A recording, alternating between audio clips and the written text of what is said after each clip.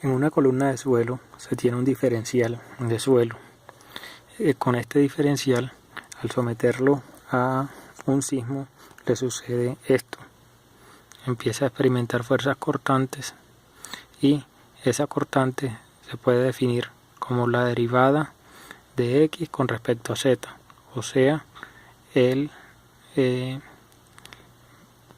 la velocidad por la cortante, por el módulo de rigidez al cortante. Este es el desplazamiento de X y este ángulo es gamma.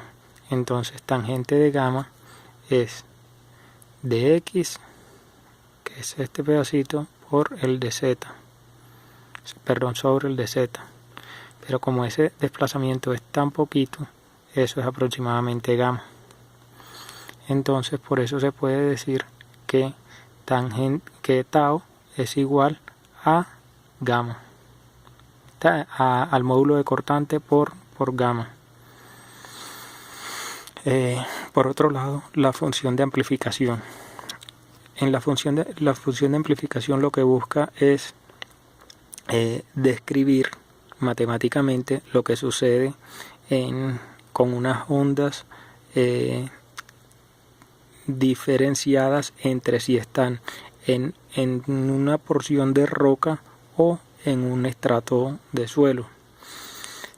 Suponiendo en este ejemplo tenemos que este suelo tiene unas características, un gamma, una velocidad al cortante y un amortiguamiento igual la roca que vendría siendo esta, ¿cierto? Entonces la amplificación de A sobre B es igual a 1 sobre 1 más la impedancia, ya veremos que es la impedancia, más pi medios sobre el amortiguamiento. Entonces la impedancia por definición es la densidad de la roca por el módulo de rigidez al cortante de la roca sobre la densidad del suelo sobre el módulo de rigidez al cortante del suelo.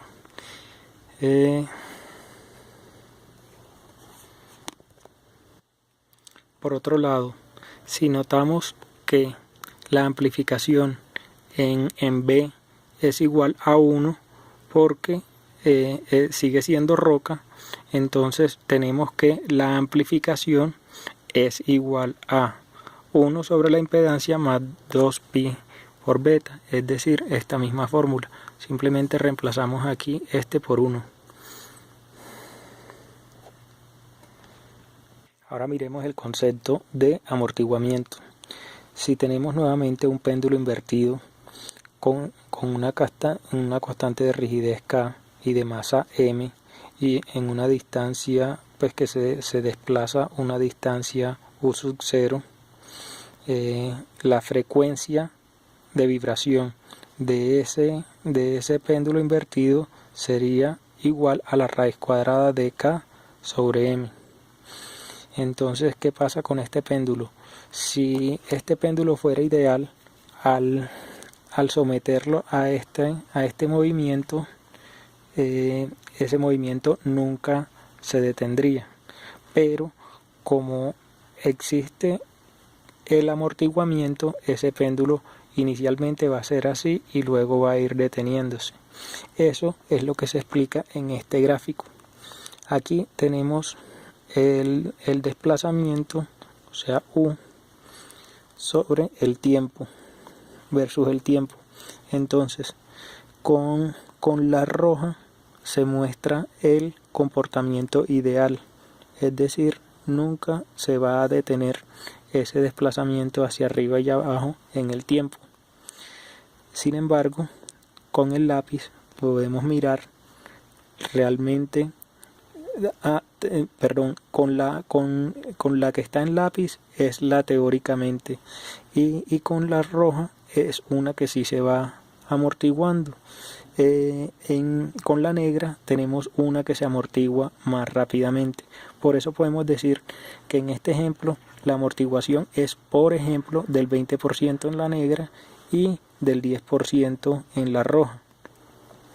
Recordemos que el concepto de frecuencia, de periodo, es la distancia que hay entre un movimiento hasta que se repita.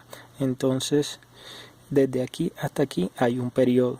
Y recordemos también que la frecuencia es el inverso del periodo y se mide en hertz, y que la frecuencia angular es simplemente multiplicar la frecuencia por 2pi. Es de aquí de donde sale el concepto de B crítico o amortiguamiento crítico. Veamos entonces, hay movimientos no amortiguados y movimientos amortiguados. Esta es una ecuación en donde se tiene una constante por la aceleración, una constante por la velocidad y una constante por el espacio en función del tiempo. Sin embargo, en el movimiento no amortiguado, esta constante por la velocidad no aparece. Hay que aclarar antes de continuar que la aceleración es absoluta, es decir, estamos experimentando una aceleración en estos momentos porque la Tierra se está desplazando. Sin embargo, el desplazamiento sí es relativo, porque el movimiento se hace de un lado al otro relativamente estando ambos en la Tierra. Y la velocidad también es relativa.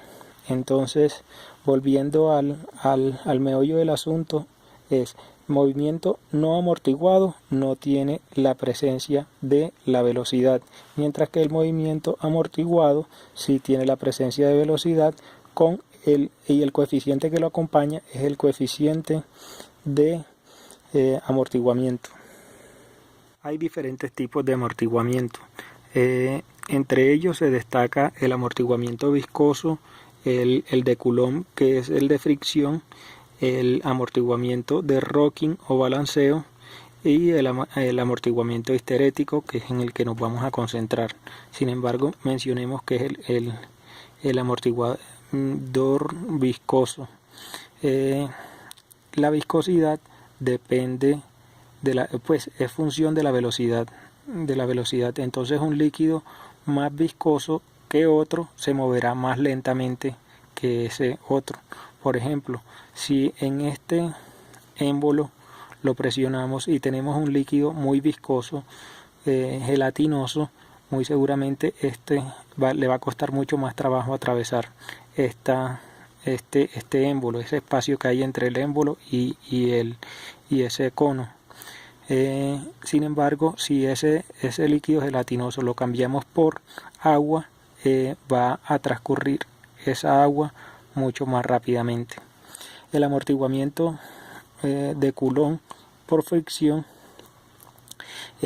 básicamente lo que es la detención de un movimiento por causa de la fricción entre los cuerpos. Por ejemplo, en el valle de Urabá se hicieron unos tanques que trabajaron con esa metodología. Se buscó el amortiguamiento por fricción. Además, el amortiguamiento por rocking o balanceo es el que experimenta por lo menos una moneda. Al dejarse caer la moneda, ella empieza a balancearse hasta que se detiene. Entonces, si hacemos esto con la moneda, si fuera un ideal, no tendría por qué detenerse. Sin embargo, en el balanceo se va deteniendo precisamente por este tipo de amortiguamiento que se llama rocking. Y finalmente tenemos el amortiguamiento histerético, que lo explicaremos más adelante.